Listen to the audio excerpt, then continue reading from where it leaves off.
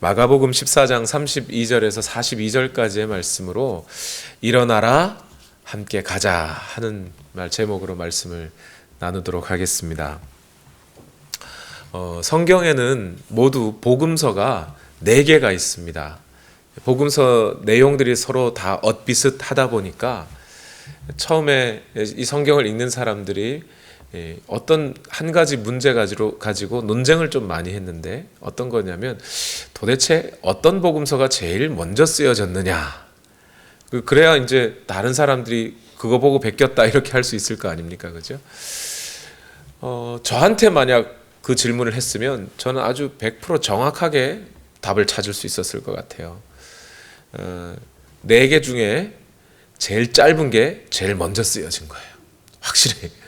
왜 그러냐 하면요, 제가 설교 준비를 할 때 이번 오는 주간에 주일날 성도님들하고 이런 말씀을 나눠야지 하고 한 본문을 가지고 미리 묵상하고 월요일쯤에 이렇게 스크립트를 작성을 합니다. 아주 간단하게.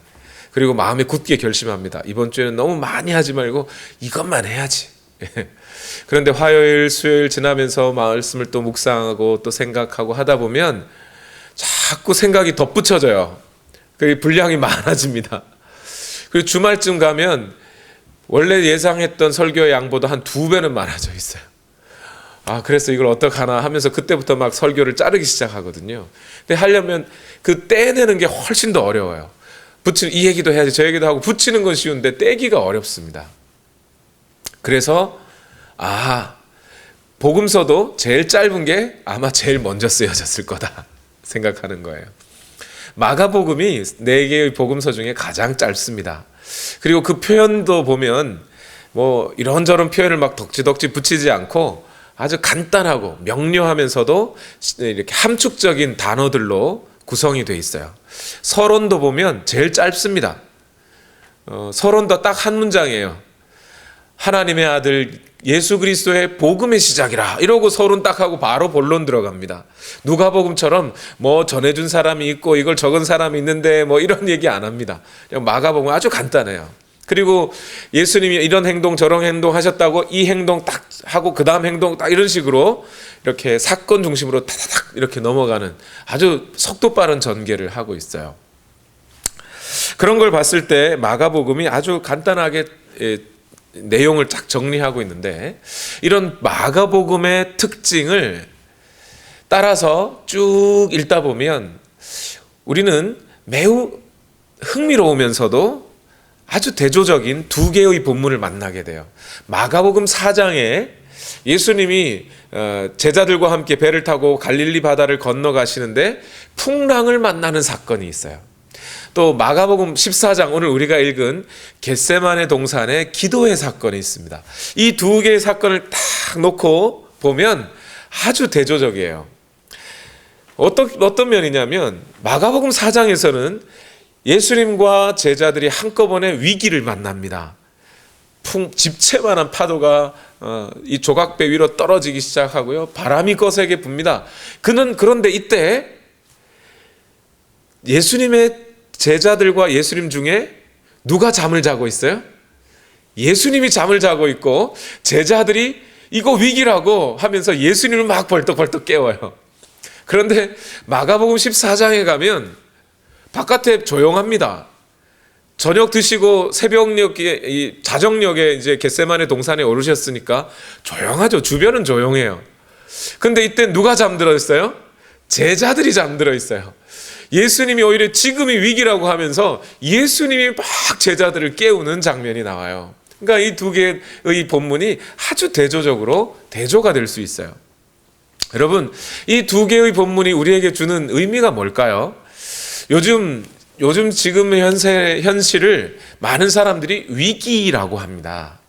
코로나 바이러스로 인한 질병 때문에 많은 사람들이 건강의 위기를 겪고 있어요. 또 건강뿐만이 아니라 사회적인 거리를 유지하려다 보니까 경제적인 활동들을 많이 못하게 되고, 물건을 사고 파는 일들이 점차 줄어들게 되니 경제적인 위기를 많은 사람들이 겪고 있어요. 뿐만 아니라 어떤 나라에 갑자기 환자 수가 급증하니까 의료시설들이 모자라요. 그래서 의료상의 위기도 겪고 있고요. 그뿐만이 아니라 이 마스크 한 장 때문에 얼마 전에 어제 뉴스에 보니까 프랑스에서 중국에다가 마스크를 사겠다고, 그래서 중국 사람들이 마스크를 프랑스로 보내는데 미국에서 말이죠, 그 돈 한 3배 웃돈 쳐줄 테니까 우리한테 팔으라고 그래가지고 프랑스로 가던 마스크가 미국으로 돌아왔다는 거 아닙니까? 이 마스크 한 장 가지고 국제관계의 위기도 찾아오고 있어요. 자, 이러한 위기 상황 가운데 있는 우리에게 이 본문이 전해주는 말씀의 뜻은 뭘까요? 정말 우리의 삶이 위기인가? 무엇이 과연 위기인가? 풍랑이 쳐들어오고 집채만한 파도가 그 배에 떨어져도 예수님은 이거 위기도 아니라는 듯이 주무시고 계셨단 말이에요. 제자들은 그 위기 앞에 막 벌벌 떨면서 두려워하면서 예수님 우리가 죽게 되었습니다 하고 있는데 예수님은 주무시고 계세요. 반대로 예수님이 겟세마네 동산에서 기도하실 때는 자기 자신의 그 모든 인생의 최대의 위기를 맞은 것으로 누가복음에서는 땀이 핏방울처럼 변했다고 할 만큼 그렇게 기도하셨단 말이죠. 그리고 제자들에게 너희 시험 들지 않도록 기도해야 돼, 지금 기도하지 않으면 안 돼 하면서 예수님이 그 제자들을 흔들어 깨우셨다는 거예요. 지금이 진짜 위기라는 거죠. 과연 무엇이 위기이고 무엇이 위기가 아닌 것일까요? 온 세상이 지금 위기라고 말하고 있는 오늘이 성경 유대인들의 전통과 또 성경의 전통을 따르면 오늘이 종려주일이에요. 예수님이 예루살렘에 입성한 날을 기념하는 주일이지요. 그리고 이번 한 주간이 고난주간입니다. 예수님의 고난을 받으신 날이에요. 그런 의미에서 저와 여러분, 저는 지난 금요일부터 마가복음을 중심으로 처음 이 땅에 전해진 예수님의 고난주간은 어떤 메시지, 어떤 의미로 우리에게 전해졌는가를 나누고 있어요. 오늘은 지난 금요일에 이어서 두 번째로 겟세마네 동산에서 기도하셨던 예수님의 사건을 통해 오늘 과연 우리 이 삶에 있어서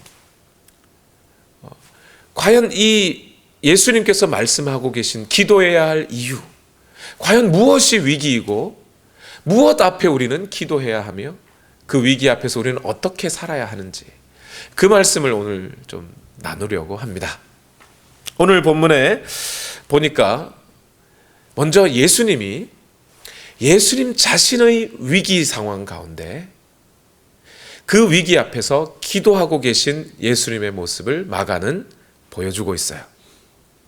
먼저 오늘 본문 14장 32절에서 35절에 보면 마가는 기도하러 가실 때의 그 예수님의 마음을 예수님의 행동 묘사를 통해 전달해 주고 있어요. 예수님이 이렇게 행동하셨다 하면서 그 행동을 쭉 따라가 보면 예수님이 어떤 마음을 갖고 계셨는지를 우리는 좀 볼 수 있습니다. 우리 지난 금요일 날 말씀을 나눈 것처럼 이제 예수님께서는 무교절 첫날, 곧 유월절이라고 하는 그 절기에 유월절 양을 잡아서 제사를 지내고 예수님의 제자들과 함께 예루살렘 성에 있는 한 집에서 저녁 식사를 하셨어요. 그게 최후의 만찬이었죠. 그 최후의 만찬을 다 끝내고, 보통 최후의 만찬은 유월절 양을 먹는 이 만찬은 저녁 6시부터 9시 사이에 주로 먹습니다.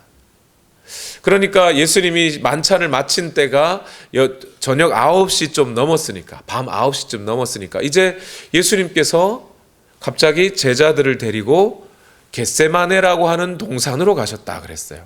아마 시간이 밤 10시, 11시, 늦어도 한 12시까지는 되지 않았겠나 싶습니다. 그런데 여러분, 예수님은 이 겟세마네 동산으로 왜 오셨을까요? 목사님 좀 전에 겟세마네에서 기도하신다고 그랬잖아요. 맞아요. 겟세마네 동산에 와서 기도하시려고 오셨어요. 그런데 여러분, 예수님이 평소에 기도하러 오실 때의 모습과 오늘 기도의 모습은 조금 달라요.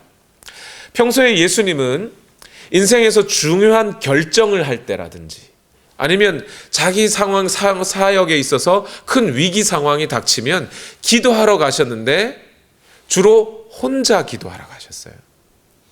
그런데 오늘은 유독 제자들을 데리고 이 겟세마네라고 하는 산 중턱으로 올라오셨어요. 예루살렘 성이 보이는 이 감람산이죠. 예루살렘 성 동쪽에 보면 이 감람산이 있었습니다. 그 중턱에 올리브유를 짜는 즙틀을 갖다 놓은 곳이 있거든요. 거기를 주로 겟세마네 동산이라 그랬어요. 예수님은 평소에 여기 와서 자주 기도하셨답니다. 누가복음과 요한복음이 전해주는 바에 따르면. 그런데 예수님은 오늘 평소에처럼 혼자 가시지 않고 제자들을 데리고 가셨어요. 가룟 유다도 따라갔을까요? 요한복음을 보면 여기 산에 가기 전에 가룟 유다가 집을 나선 것처럼 보여요. 근데 또 마가복음을 이렇게 읽어보면 가룟 유다가 여기까지 따라온 것처럼 보이기도 합니다. 왜냐하면 중간에 유다가 나갔다는 말이 없거든요. 여기까지 따라온 게 아닐까. 근데 뭐 확실한 건 가룟 유다가 예수님이 제자들과 함께 여기 갔다는 것, 그죠? 겟세마네 동산에 갔다는 것과 그리고 겟세마네 동산의 위치가 어디라는 것쯤을 가룟 유다는 알고 있었던 것은 분명합니다. 그렇죠? 그랬던데 이제 예수님께서 제자들을 이렇게 12명의, 가룟 유다가 따라왔다면 12명, 뭐 아니었다면 11명, 그죠? 제자들을 겟세마네 동산에 같이 온 다음에 그 베드로, 야고보, 요한 빼놓고 나머지 9명의 제자들을 너희는 여기 앉아 있어라 이랬어요. 앉아 있어라. 아직 기도하라는 얘기는 안 하셨네요. 그죠? 앉아 있어라. 그리고 베드로와 야고보와 요한을 데리고 조금 더 깊숙한 곳으로 들어가셨습니다. 이때 제자들은 어떤 생각을 했을까요? 시기하고 질투했을까요? 아니, 예수님은 저기 벌써 변화산에서 큰 좋은 그 장면들도 베드로, 야고보, 요한만 데리고 가서 보시더니 지금 이 순간까지도 그렇게 제자들만 데리고 가시나? 이랬을까요? 뭐 어땠을지는 잘 모르겠습니다. 그런데 오늘 마가가 전달해 주는 것을 따라가 보면 예수님이 왜 베드로, 야고보, 요한 3명만을 따로 데리고 가셨는지를 이렇게 보여줍니다. 마가복음 14장 33절과 34절을 한번 읽어볼게요. 다 같이 읽어볼까요? 시작. 베드로와 야고보와 요한을 데리고 가셨다. 예수께서는 매우 놀라며 괴로워하기 시작하셨다. 그래서 그들에게 말씀하셨다. 내 마음이 근심에 쌓여 죽을 지경이다. 너희는 여기에 머물러서 깨어 있어라. 12명의 제자들 다 같이 있을 때, 아니 그 직전에 6월절 어린 양을 잡아서 식사를 하고 계실 때는 예수님이 이러지 않으셨어요. 그런데 3명의 제자들만 따로 더 깊숙한 곳으로 들어가셔서부터는 그때부터 예수님의 얼굴이 일그러지기 시작한 거예요. 목소리가 떨리기 시작해요. 예수님은 드디어 자기 속에 있는 마음을 꺼내놓기 시작하신 거예요. 매우 놀라며 괴로워하기 시작하셨다. 제자들의 눈에 봐도 예수님의 괴로워하시는 모습이 보이기 시작한 거예요. 그러면서 예수님이 말씀하셔요. 내 마음이 근심에 쌓여 죽을 지경이다. 야, 이거 근심에 쌓여 죽겠다. 죽겠다는 얘기를 예수님도 하셨나 봐요. 죽을 지경이래요. 그러면서 제자들에게 부탁합니다. 너희는 여기 머물러 깨어 있어라. 깨어 있어라. 여러분, 이 깨어 있어라는 이 말이 얼마나 아주 막중한 얘기인지 아십니까? 요 앞에 마가복음 13장에 가보면요. 마가복음 13장에서 예수님은 이 베드로, 야고보, 요한, 안드레까지 해서 4명이 예수님께 찾아와서 예수님, 이 예루살렘 성이 멸망하는 이 때가 언제며 이때 징조는 어떻겠습니까? 하고 와서 물었어요. 그 질문에 예수님이 대답하신 게 올리브산 강화라는 거예요. 그래서 감람산 강화.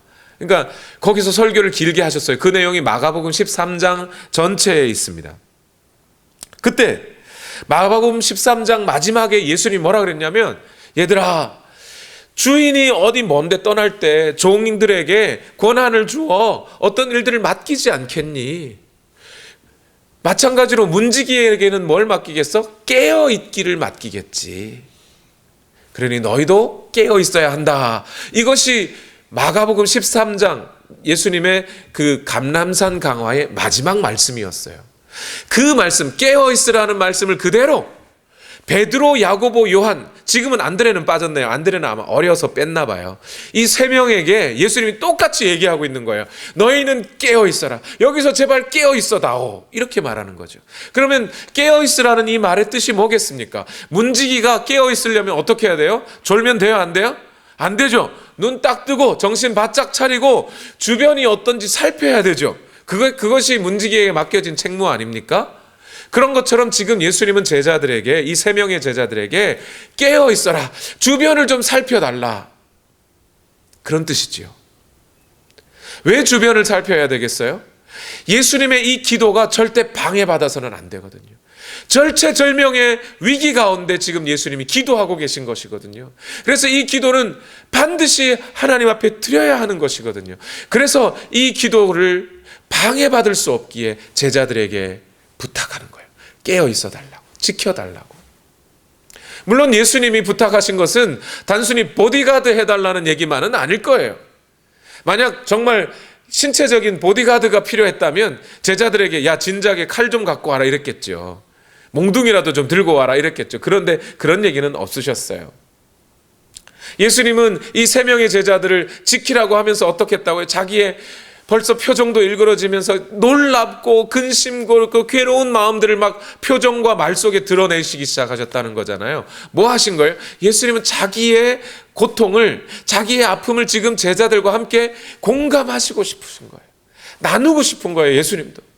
대통령도 그럴 때가 있다면서요. 자기를 지켜주는 근접거리에서 지키는 경호원들에게 자기의 사생활을 좀 노출하면서 상담도 하고 그러신다면서요. 그런 것처럼 이 제자들과 함께 이 자신의 고통을 나누고 싶은 거죠. 제자들은 그 예수님의 고통을 듣고 공감했어야 한다는 겁니다. 뿐만 아니라 그 예수님의 고통을 본 베드로와 야고보와 요한은 이제 이 산을 내려가면 뭐 해야 돼요? 앞으로 예수님의 이 기도의 내용과 그때의 모습을 사람들에게 전해주는 증인이 되어야 할 사람들입니다. 이 사람들이 없으면 예수님이 어떤 모습으로 어떻게 기도했는지 누가 전해주겠어요? 그래서 베드로, 야고보, 요한은 그런 막중한 의무가 그들에게 깨어 있으라 하시는 이 말씀 통해 주어진 거예요. 자, 그런데 이제 이 베드로와 야고보와 요한이 예수님의 그 기도하는 모습을 보시면서 우리에게 전해준 예수님의 기도의 내용은 무엇이었을까요? 마가복음 14장 35절과 36절입니다. 다 같이 읽어봅시다. 그리고서 조금 나아가서 땅에 엎드려 기도하시기를 될 수만 있으면 이 시간이 자기에게서 비껴가게 해달라고 하셨다. 예수께서는 이렇게 말씀하셨다. 아빠, 아버지께서는 모든 일을 하실 수 있으시니 내게서 이 잔을 거두어 주십시오. 그러나 내 뜻대로 하지 마시고 아버지의 뜻대로 하여 주십시오. 여러분, 예수님이 이 시간 자신의 절체절명의 위기 가운데 하나님 앞에 기도하는데 문학적인 표현을 막 쓸까요? 여러분은 그렇게 하십니까? 기도하실 때 정말 위급하고 다급할 때 하나님 어떻게 하면 좀 더 문학적인 표현을 할까 이렇게 생각할까요? 아니죠. 그럴 겨를이 어디 있습니까? 그죠? 그런데 예수님은 지금 자기에게 처한 이 위기 상황을 뭐라고 기도하냐면 이때라고 그랬어요. 그죠? 그리고 이 잔을 거두어 주십시오. 이건 문학적인 표현이 아니라 뭔가 이 속에 매우 중요한 의미를 담고 있는 거죠. 예수님이 자기의 위기 상황이 이때, 이 잔이라고 여기고 있는 거죠. 이 생각을 이 단어들을 여러분 마음속에 두시고 제 얘기를 잠시만 들어봐 주십시오. 저는요, 어릴 적에 철이 없을 때 예수님의 이 기도가 그리고 이 겟세마네 동산에서의 예수님의 태도가 저는 이해가 잘 안 됐습니다. 솔직히 말씀드리면 좀 실망했었습니다. 무슨 이유냐면 여러분 이순신 장군 아시죠? 죽을 때 어떻게 죽으셨어요? 총탄을 맞으시고 장엄하게 나의 죽음을 적들에게 알리지 마라. 우리 군사들의 사기가 꺾일지 모르니 그렇게 나는 내 죽음이 사람들에게 보여져서는 안 된다 하며 가리고 장엄하게 죽었잖아요. 그렇죠? 그런데 우리 예수님은 지금 어떻게 자기의 죽음을 맞이하고 계세요? 두려워 떨고 슬퍼하고, 그러니 제 마음에 예수님 좀 실망입니다. 예, 물론 십자가 지는 일이 쉬운 일은 아니라는 거 저도 알고 있습니다. 매우 고통스러울 겁니다. 그런데 아니, 저 이순신 장군도 그렇게 죽으셨는데 예수님은 왜 이렇게 슬퍼하고 좌절하고 절망하시는 겁니까? 아니, 예수님 혼자 십자가의 고통을 당한 건 아니잖아요. 양편에 있는 강도들도 똑같이 십자가 졌잖아요. 근데 왜 예수님은 이거 가지고 이렇게 슬퍼하시는 겁니까? 그러면서 제가 생각을 했던 거죠. 여기 특히 이 마가의 표현에 보면요, 예수님이 엎드려 기도하셨다 이러잖아요. 보통 유대인들은요, 기도할 때 서서 두 손 들고 기도합니다. 엎드려서 기도 잘 안 했어요. 근데 이 마가는 예수님이 엎드려서 기도하셨다 이랬어요. 여기서 엎드린다는 표현은요, 마가가 뭐라고 쓰고 있냐면 계속적인 용법을 쓰고 있어요. 동사에 보면. 우리말에는 없는 말이 표현이긴 합니다만, 이 무슨 얘기겠어요? 완전히 예수님이 땅이 꺼질 듯이 그냥 하면서 내려가는 이 장면이 그냥 계속 내려가듯이, 저 밑에까지 내려가듯이 아주 깊이 엎드리신 장면을 묘사하는 것인 거죠. 만약 그게 아니라면 엎드렸다가 또 고개 들었다가 또 엎드렸다가 하는 계속적인 표현을 하고 있는 거예요. 그 어떤 표현을 썼든, 어떤 의미로 이 표현을 썼든지 간에 마가는 지금 예수님이 심한 좌절과 절망과 근심과 고통 가운데 있다는 것을 마가는 표현해주고 있단 말이에요. 아니, 예수님 아직 십자가 지지도 않았는데 뭐 그렇게 고통스러우신 거냐고 제 마음에 그런 실망감이 좀 들었단 말입니다. 그런데 이 마가가 쓰고 있는 이 단어의 의미를 가만히 살펴보니까 그게 아니었어요. 제가 철없는 생각이었어요. 여기 있는 이 때, 이 잔이라는 말은요, 원래 무슨 의미냐면, 이 단어들은 주로 계시 문학에서 자주 나옵니다. 예를 들면 요한계시록이나 다니엘서나 이런 책들에서 자주 등장하는 표현인데, 이때, 이 잔이라는 단어는요, 하나님의 최종적인 심판을 의미하는 단어들이었어요. 다니엘서 11장 40절에 보면 북쪽 왕의 마지막 때가 올 무렵에, 이때, 이런 말이에요. 그 단어들을 예수님이 그대로 쓰시면서 지금 기도하고 계신 거예요. 주여, 그때 이 잔이 내게서 옮겨지기를 원합니다. 이게 무슨 의미겠어요? 예수님은 이제 6월절의 어린 양으로서 이 땅에 오신 분이세요. 하나님의 뜻, 인간을 구원하시고 그들에게 생명을 주시고자 하는 하나님의 뜻에 순종하시기로 예수님이 이 땅에 오셨단 말입니다. 그렇게 인류를 구원할 메시아로서 자기의 사명을 눈앞에 딱 맞닥뜨리고 보니, 여러분, 육체의 고통이 힘든 거겠습니까? 육체의 고통은요, 지금도 힘들어요. 예수님 가난하셨어요. 사람들로부터 비난 많이 받았습니다. 그 육체에 받는 고통이 조금 더 할 수는 있겠지만 그것 자체가 뭐 그렇게 더 어렵겠습니까? 지금 예수님이 힘든 건 이제 자기 자신이 인류의 죄를 대신해서 뒤집어 쓰고 죽는다는 이 사실은 결국 하나님의 최후의 심판대 앞에 자기가 서게 되는 것이란 말입니다. 그렇게 사랑하는 아버지, 지금까지 그 영원의 시간 동안에 단 한 번도 떨어진 적이 없는 그 아버지와 떨어져 지내야 되는 상황이 왔어요. 죽음의 문제가 많이 문제가 아니라 죽음 때문에 찾아오는 하나님과의 완전한 분리가 예수님의 마음을 아프게 하는 거예요. 하나님의 원수의 자리에 지금 서셔야 된단 말입니다.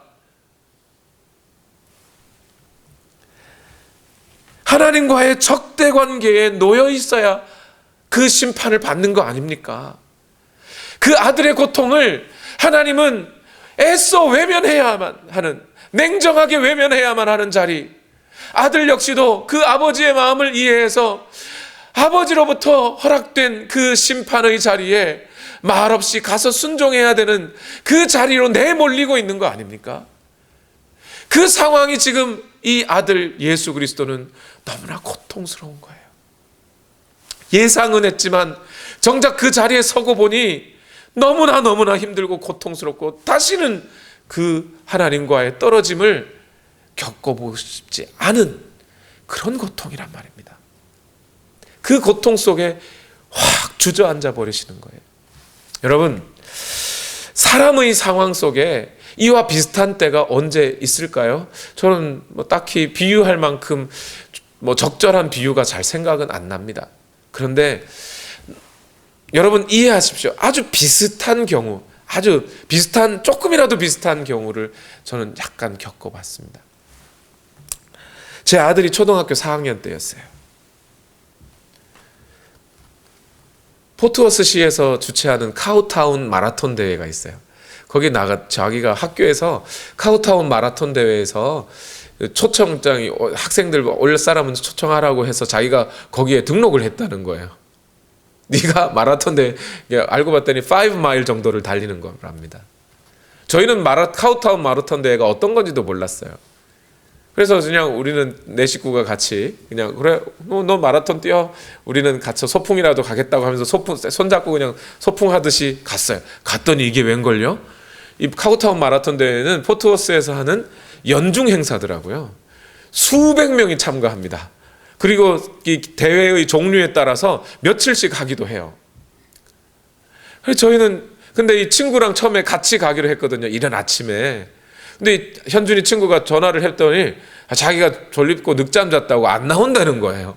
어쩔 수 없이 현준이가 혼자 뛰어야겠구나 하고 거기서 나눠주는 옷도 갈아입고 이제 옷도 조끼 같은 거 입고 이렇게 가서 이제 마라톤 하려고 딱 출발선에 딱 서려고 가는데요. 순간 제가 후회했습니다. 아차 싶더라고요. 애들만 뛰는 게 아니에요. 어른들이 한꺼번에 다 같이 뛰어요. 제 눈에만 딱 보이는 사람 수만 500명은 좋게 넘어요. 출발선에 선 사람만. 만약 저 사람들이 준비 땅 하고 뛰는 순간 제 아들이 밟혀 죽을 것 같아요. 현준이도 출발선에 딱 서고 보니까 지금 지는 마라톤 뛴다니까 뭔지도 모르고 그냥 털레 왔는데 와서 보니까 이게 심각한 거예요. 그 순간 아빠가 따라가 줄 수 있는 게 아니지 않습니까? 저 역시도 이럴 줄 알았으면 내가 등록해서 같이 손잡고 뛰지. 저는 그런 줄도 모르고 그냥 보냈더니 이게 심각한 겁니다.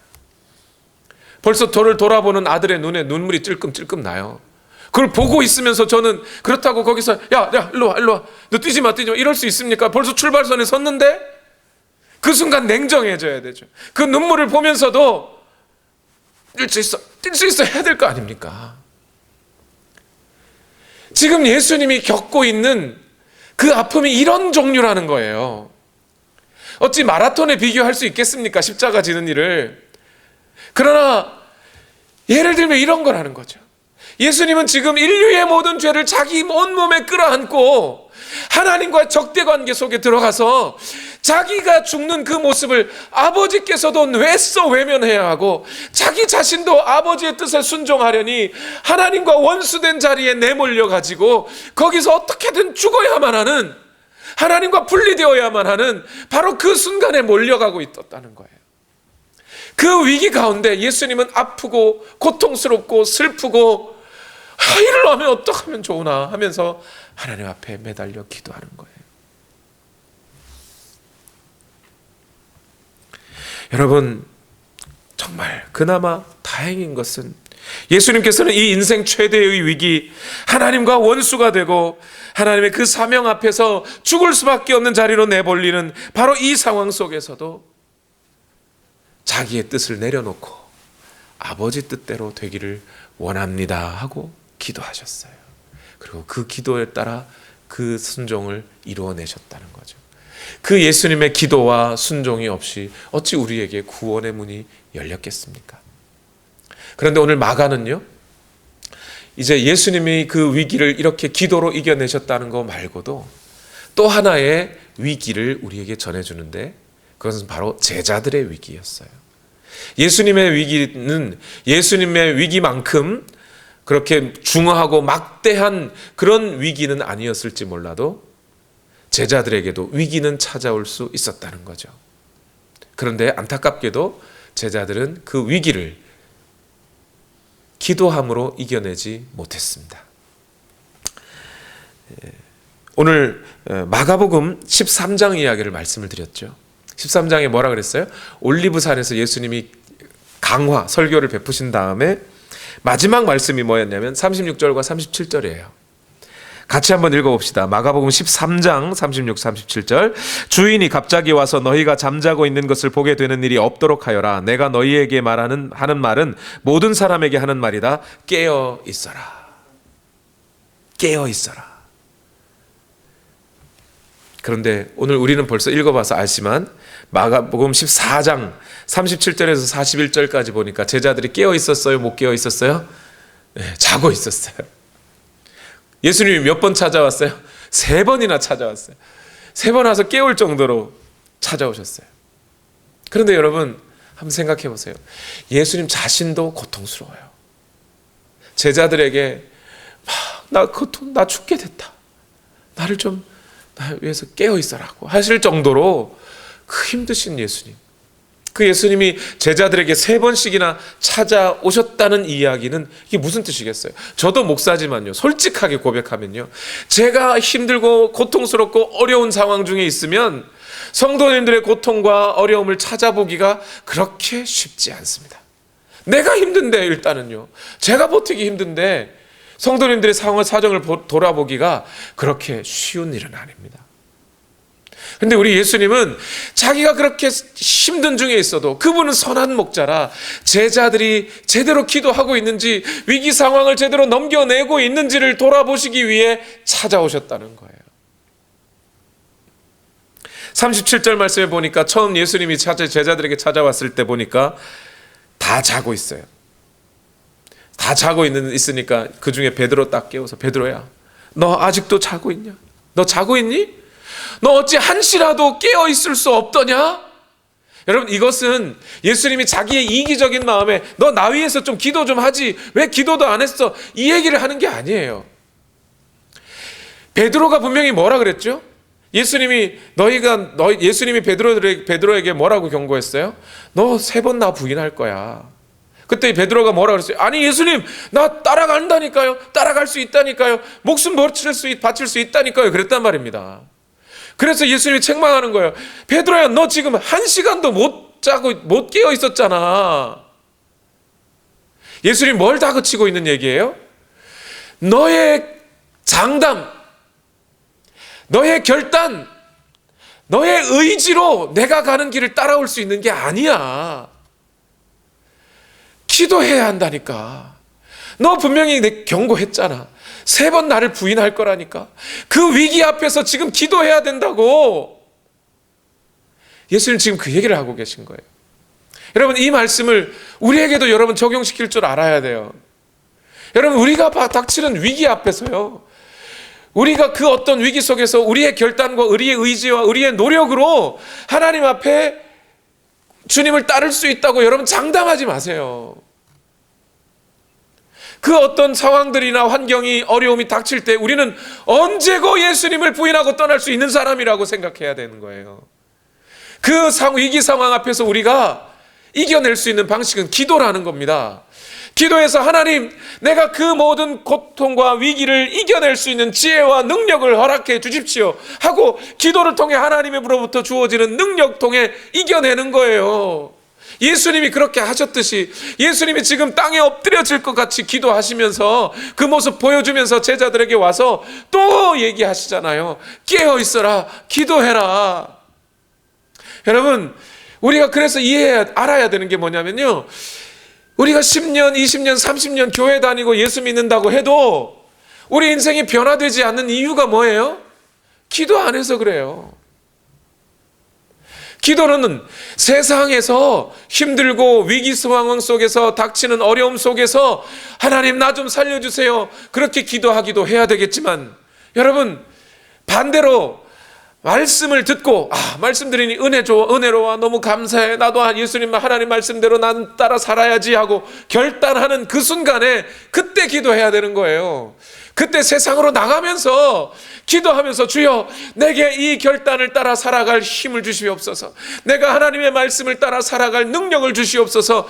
그때 기도하고 그 하나님의 능력을 얻어서 기도하고 나가서 세상을 사는 거예요.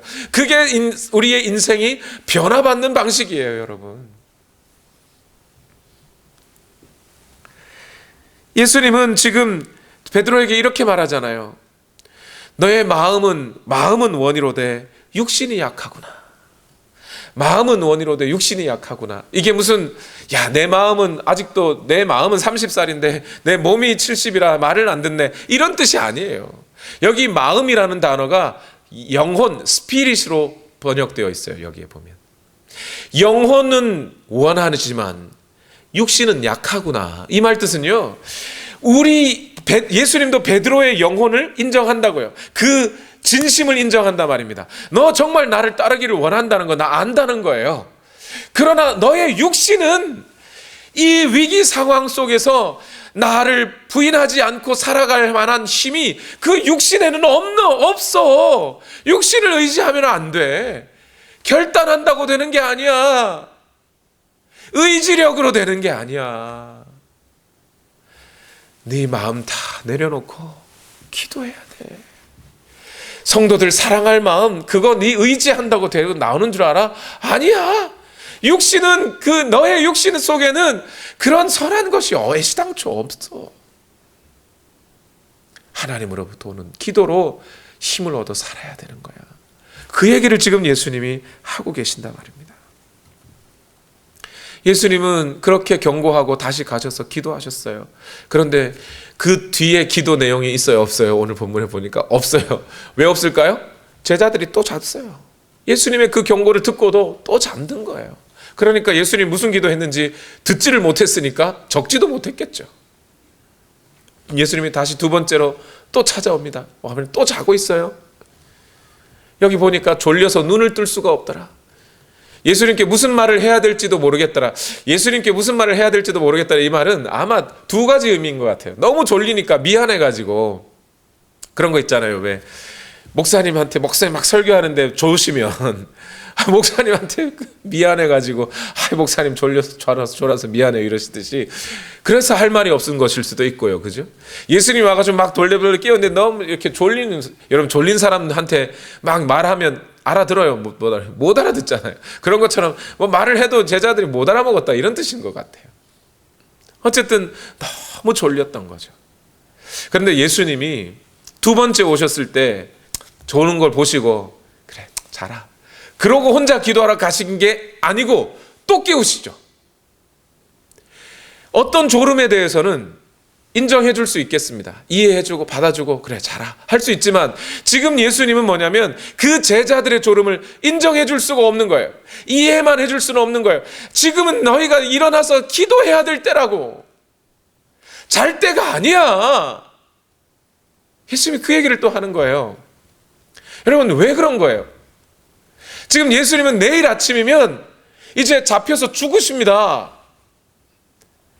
여러분 한번 생각해 보세요. 여러분의 남편이나 여러분의 아내가 오늘 밤 지나면 내일 테러 집단에 의해서 잡혀가지고 죽어야 된다고 그 예고를 들었다고 한번 생각해 보십시다. 오늘 잠이 오시나요? 남편은 평생 왼수니까 잡혀가도 좋다 싶으시면, 여러분의 자녀면 여러분의 자녀들이 잡혀서 내일 죽는다고 하면 오늘 밤 잠이 오냐고요. 근데 예수님의 제자들은 예수님이 내일 잡혀간다고 죽는다고 벌써 예고를 몇 번이나 하셨어요. 6월절 그 6월절 음식을 잡수시면서 이건 내 살이다, 내 피다 하면서 나눠주셨단 말입니다. 그런데도 예수님이 나 죽게 되었다고 얘기하고 있는데도 제자들은 졸려요. 잠이 오냐고요. 왜 잠이 오는 거예요? 예수님의 그 말씀이 안 믿어지니까 잠이 오는 거죠. 내일 죽는다는 이 얘기가 안 믿어지니까 잠이 안 오는 거죠. 잠이 오는 거겠죠. 그 위기가 예수님의 제자들에게는 이런 식으로 위기가 찾아온 거란 말입니다. 예수님의 말씀이 믿어지지도 않고, 예수님이 그러다 보니까 예수님이 정말 위기를 닥치고 예수님이 죽은 자리에 십자가로 딱 내몰리는 순간 제자들이 어떻게 해요? 도망가 버리잖아요. 부인해 버리잖아요. 이게 위기라는 거예요. 예수님은 다른 이 제자들에게 폭력이 난무해지고 풍랑이 찾아오고 그게 위기가 아니라 제자들의 입에서 예수님을 부인하게 되는 거, 예수님으로부터 멀어지게 되는 거, 이게 제자들에게는 위기란 말입니다. 그 위기를 두고 예수님은 자꾸 깨우는 거예요. 네 위기 상황에 있다. 자면 안 된다. 기도해야 된다.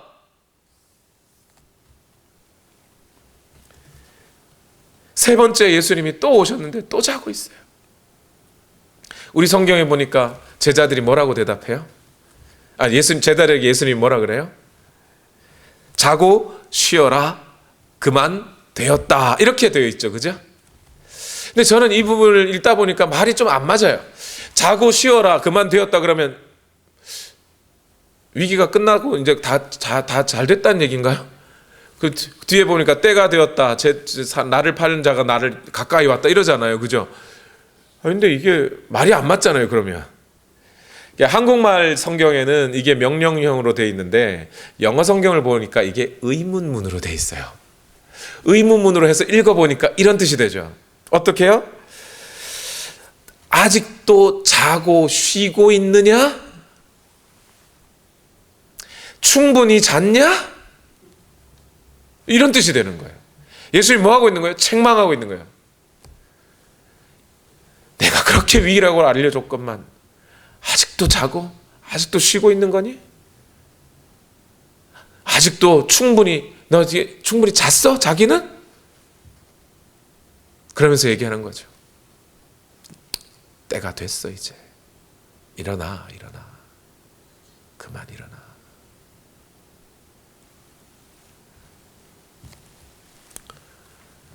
그런데 저는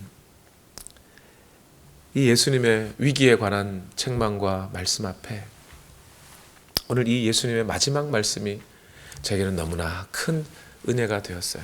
여러분 이 말씀만 좀 들어주시기를 부탁드려요. 마지막 말씀에 보면 예수님이 일어나라 함께 가자 이렇게 말씀하시거든요. Get up, let us go 이렇게 얘기하셔요. 이 말씀이 저는 가만히 생각해 보니까 너무 은혜예요. 왜 그러냐면 let us go 가자 하는 이 말은 어떤 용어냐면 군사 용어입니다.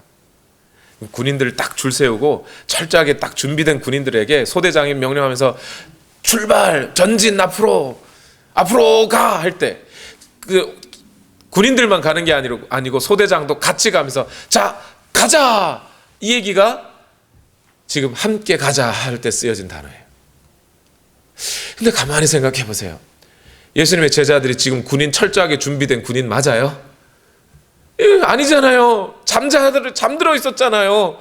그 잠드는 영혼을 깨워서 일어나. 그러고 있잖아요. 제자들이 전혀 준비되어 있지도 않은데 군사 같지도 않은데 그들을 군사라고 봐주시고 예수님 지금 가자라고 얘기하고 계신 거란 말입니다. 여러분 한번 생각해 보세요. 니고데모라는 사람 예수님 제자도 아니었어요. 그런데 예수님이 돌아가시고 난 다음에 예수님의 시신을 수습하러 니고데모가 와서 예수님의 시신을 수습해 갔어요. 아리마대의 사람 요셉이 예수님의 시신을 묻는 자기 그 장소 무덤을 내줬단 말입니다. 여인들이 예수님의 시체 닦으러 나왔어요. 죽음을 각오하고. 구레네 사람 시몬이 예수님의 십자가를 대신 졌어요. 제자들이 져야 될 텐데 제자들은요 이 시간 잠들어 있고요 다 도망가 버렸잖아요. 그런 제자들인 것을 뻔히 알면서도 예수님은 그들을 군사로 취급하시면서 가자 나를 따라오너라 하고 계시단 말입니다. 여러분 저도 연약하고 제 마음으로 예수님 저에게 맡겨진 일들이 너무 무거워서 벗고 싶은데요 할 때가 있어요. 근데 예수님이 이 말씀을 들으면 어떻게 떠납니까? 아무 준비도 되어 있지 않는 우리를 향해 예수님이 일어나라, 같이 가자 하시는 거예요. 우리는 오늘 그 부르심에 응답하고 따라야 할 줄로 믿습니다. 어떻게 따라가요? 마태복음 28장 19절 20절 말씀에 보니까 뭐라고 그래요? 모든 민족으로 제자를 삼아 아버지와 아들과 성령의 이름으로 침례를 주고 내가 분부한 모든 것을 가르쳐 지키게 하라. 오늘 이제 영적으로 깨어나신 여러분, 아직 영적으로 어두워져 있는, 잠들어 있는 사람들을 향하여 주의 말씀을 전하고 그들이 일어나서 함께 말씀에 순종하는 삶을 살아내도록 자꾸 권면하라는 거예요. 그렇게 하는 것이 예수님이 지금 제자들에게 하신 것처럼 잠들어 있는 그들을 향하여 또 깨우고 또 깨우고 또 깨워서 그들을 데리고 영적인 전투의 자리로 나아가듯이 오늘 하나님의 말씀을 듣고 깨어있는 여러분이 아직 복음을 알지 못하는 자들에게 주의 말씀을 증거해서 데리고 가야 되는 거예요. 말씀 증거하면 그 사람들이 잘 따라오지는 않을 거예요. 잠들어 있을 수 있고 거부할 수 있습니다. 그러나 끝까지 포기하지 아니하고 예수님처럼 그들을 불러서 주의 자리로, 하나님 앞으로 나아가는 바른 길로 그들을 인도해내는 것, 이것이 바로 예수님의 길을 따르는 사실이라는 것, 따르는 거라는 겁니다. 오늘 우리 겟세마네 동산에서의 기도의 내용과 그 말씀을 들으신 여러분, 이 예수님의 당부를 잊지 마시고 여러분의 삶에 그 예수님을 따르는 삶을 끝까지 살아내시기를 예수님 이름으로 축원합니다. 기도하십시다. 우리 시간 다 같이 함께 기도하실 때에 하나님, 오늘도 우리에게 속한 우리의 모든 삶을 하나님, 우리 주 예수 그리스도를 따르는 삶으로 변화되기를 원합니다.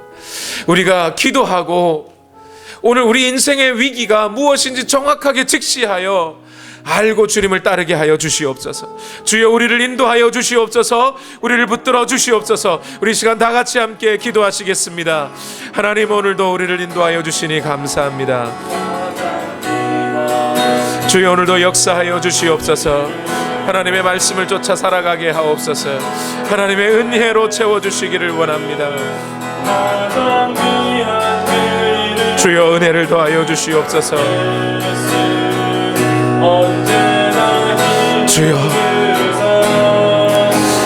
주여 우리를 붙들어 주시옵소서. 인류의 죄를 홀로 담당하시고 하나님과의 원수된 자리에 서서 하나님으로 허락된 징계를 받으시고 고초를 받으시는 주님, 그 삶을 끝까지 살아내신 주님을 인하여 감사합니다. 오늘 우리에게 닥친 위기 또한 예수님과 멀어지고 예수님을 부인할 자리에 처하게 될 그 자리에 나아가는 위기가 있게 되더라도 그 위기 앞에서 우리가 기도함으로 이겨내는 우리가 되게 하여 주시옵소서. 하나님 역사하여 주시기를 원합니다. 주여 우리를 인도하여 주시옵소서. 오 예수, 목소리 높여 찬양해. 가장 귀한 그 예수, 가장 귀한 그 이름 예수, 가장 귀한 그 이름 예수, 언제나 기도 들으사. 오 예수, 나의 손 잡아주시는 가장 귀한, 우리 한 번 더 1절 고백합시다. 예수, 가장 귀한 그 이름 가장 귀한 그 이름 예수, 언제나 기도 들으사. 오 예수, 나의 손 잡아주시는 가장 귀한 그 이름.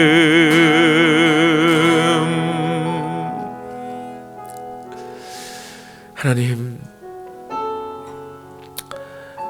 예수님 앞에 닥쳤던 그 절체절명의 위기 앞에서 하나님을 아빠, 아버지라 부르며 그렇게 기도하면서 이 잔이 내게서 옮겨지기를 원합니다. 그러나 내 원대로 되지 않고 아버지의 뜻대로 되기를 원합니다 하며 기도하셨던 우리 주님,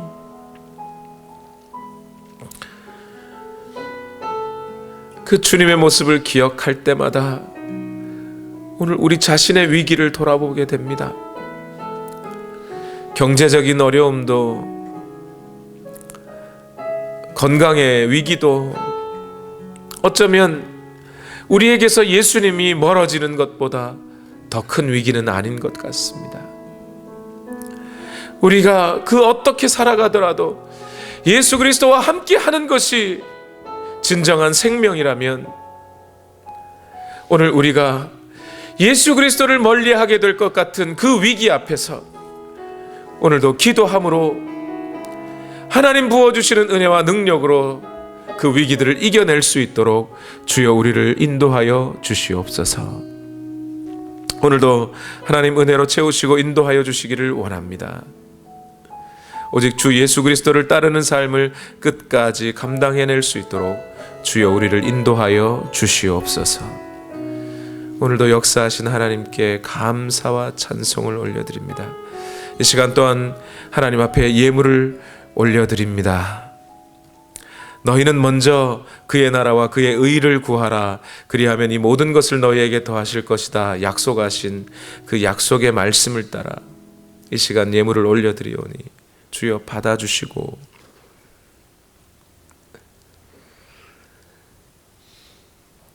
하나님의 나라와 의가 우리에게 임하기를 기대하고 고대하며 주 예수 그리스도를 따르며 살아가기 원하는 우리에게 이 모든 것이 너에게 더할 것이라는 약속 또한 이루어지게 하옵소서.